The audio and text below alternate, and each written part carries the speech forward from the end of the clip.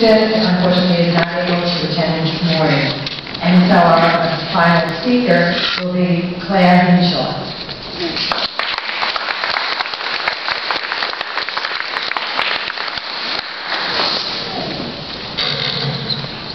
Good morning.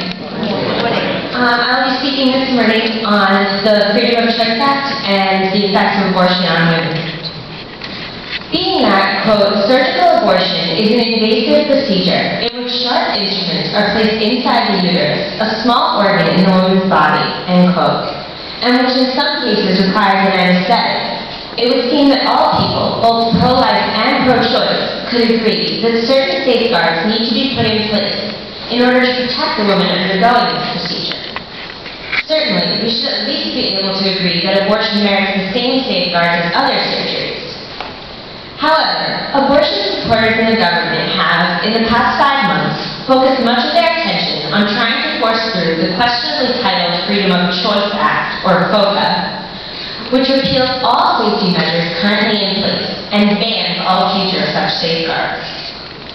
The Freedom of Choice Act would make invalid any state laws regarding parental notification and consent. Such laws typically require that the abortionist inform at least one parent of, quote, an unemancipated minor daughter prior to abortion, end quote. Most states with such laws only require notification of the parents. However, some require their consent. Mr. Stephen Wagner, in his book, Common Ground Without Compromise, offers that if we were all to, quote, adopt the pro-choice position for a moment, and say that abortion is the removal of a mass of tissue, end quote, it would then resemble liposuction. Quote, can't we all agree that no minor girl should be allowed to get liposuction without parental notification? Abortion and liposuction are similarly invasive. We would never trust a minor child to select her own physician for liposuction, or make sure on her own that she receives the correct post-operative care in order to heal properly, end quote. It seems to make sense that parents of a minor should at least know about any sort of surgery, particularly such an invasive and dangerous surgery as abortion that their daughter will be undergoing. Especially being that if the girl suffers any complications from the operation, her parents are responsible for her. Proper medical care cannot be given to anyone if the cause of the medical problem is unknown. Therefore, if a girl's own parents are not aware that the injuries she is suffering from could be due to her recent abortion, how is the doctor supposed to administer proper treatment?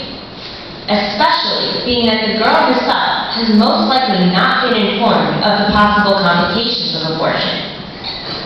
This highlights a further issue with FOCA. In all other surgeries, quote, the doctor is required to explain in detail what the procedure is, its possible complications, etc. Only then does the patient give informed consent, end quote. Once again, FOCA would overturn all current laws requiring informed consent and ban all future such laws. Surely, this cannot be in the best interest of women. Essentially, while elected officials trumpet the Freedom of Choice Act, they are removing the ability for any sort of informed choice.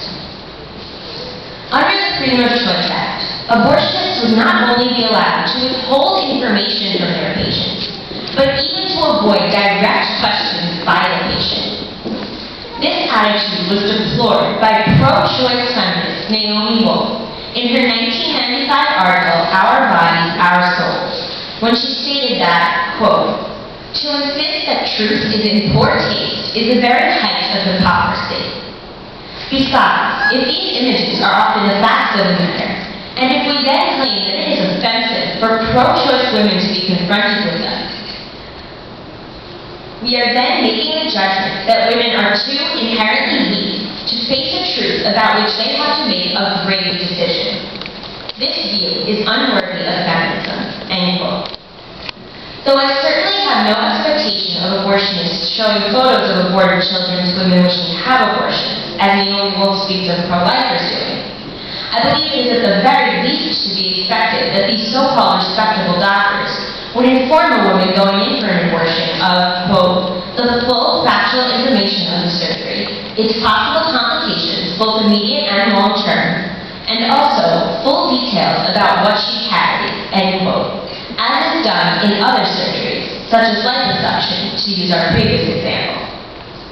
Certainly, it is insulting to women to forego presenting them with, quote, the best information and facts on both sides, end quote, as is done, thereby effectively refusing them choice. Of course, in all my references thus far to those who perform abortions, I have used the word doctors. However, FOCA proposes to make it acceptable for any medical professional, such as nurse practitioners, physician's assistants, and even dentists to perform abortions. Abortionist Dr. Warren Hearn stated that, quote, a high level of operator skill is at least as important in abortion as in any surgical endeavor. Abortion is a blind procedure that proceeds by touch, awareness of the nuances of sensations provided by the instruments, honesty, and caution.